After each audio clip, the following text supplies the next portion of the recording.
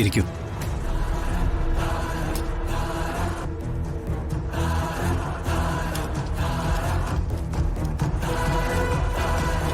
കടബാധ്യതകളെ കുറിച്ച് അറിയാനാണെങ്കിൽ അത് സ്വാമിയോട് പറയാം.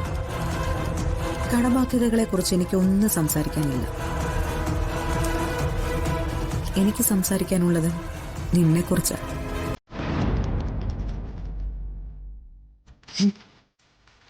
നീ നന്നായിട്ട് അഭിനയിക്കുന്നുണ്ട്.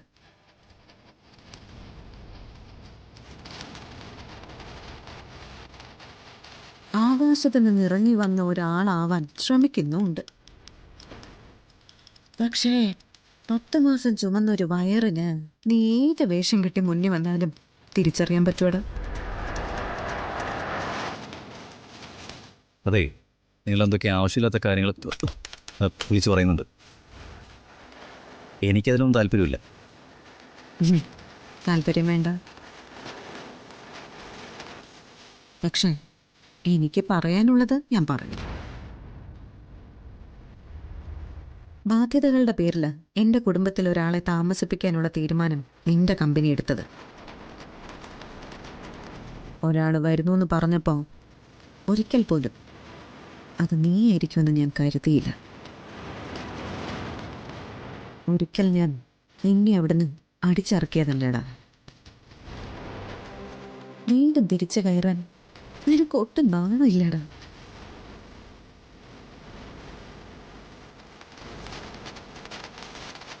നിന്റെ ലക്ഷ്യം വ്യക്തിയാണെന്ന് എനിക്ക് നന്നായിട്ട് അറിയും. അവളെ ദ്രോഹിക്കാൻ നീ ശ്രമിച്ചപ്പോഴൊക്കെ ഞാനത് തടുത്തിട്ടുണ്ട്.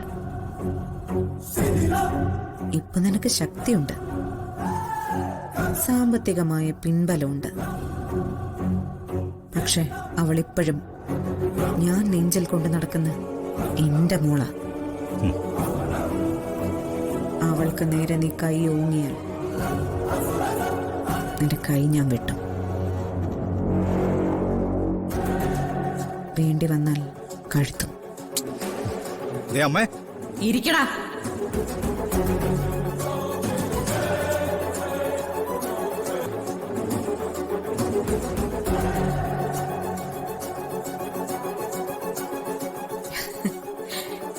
ഇപ്പൊ നിനക്ക് പഴയ താളബോധം ഇല്ല. നീ ജയാറാണെന്നുള്ള ബോധമില്ല. നീ ഇപ്പോഴും ജീവനായിട്ട് തന്നെയാണ് പ്രതികരിക്കുന്നത്.